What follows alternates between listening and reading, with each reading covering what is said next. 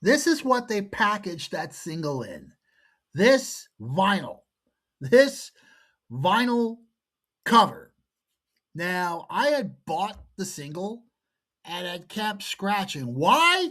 Because it was in a stupid ass vinyl cover.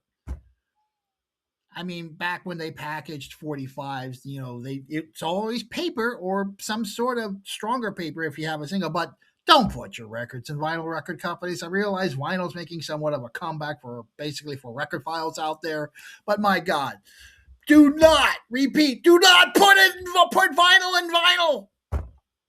Okay. Off my rant, here it is. We have reached the pinnacle. We have reached the top. We have reached the number one song of the world this week. And guess what? It's from George Michael. It was number two last week. It becomes a new number one. Now, Prince will take over that spot the next week. Taylor Dane got knocked off the spot by George Michael.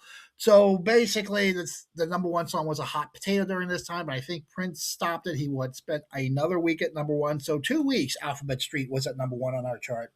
And so basically, we now have one more try from George Michael. I'm going to put this on here because I had to show you that awful record because as I said, I bought the single and the record skipped like a son of a bitch. Anyway, George Michael's One More Try, ballad at almost 6 minutes in length, lyrically explores a young man's hesitate to enter and revisit a new relationship because he had been emotionally hurt so many times previously. One More Time remains a live favorite at Michael's concert when in the years when followed, including a live gospel version done on Wembley Arena in 1993. As part of a concert of Hope, later released Jesus to a Child in 1996 that was a B-side for that single. George Michael had done very well. George Michael passing away. When did he pass away again? I know it was Christmas. Me and wife were having a fight. Anyway, December. He passed on Christmas Day 2016. That's when he left this earth. What an amazing talent this man was when he was on here.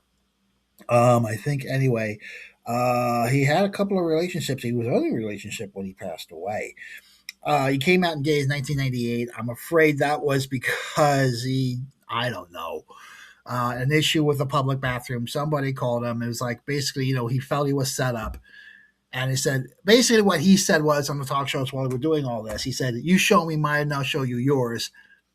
Bailey, I'll spot you 20 if let's measure. I mean, a literal so-and-so measuring contest. Anyway, enough of that. Let's just go on with the song, shall we? Ladies and gentlemen, boys and girls, children of all ages, the Global Top 40 Retro brings to you a legend and a half, one of our great musicians of the 80s and possibly of all time. Ladies and gentlemen, George, oh boy. I'm going to try to pronounce his name. Georgios Karakiopanadet. Screw it. George Michael has Number one song of the world!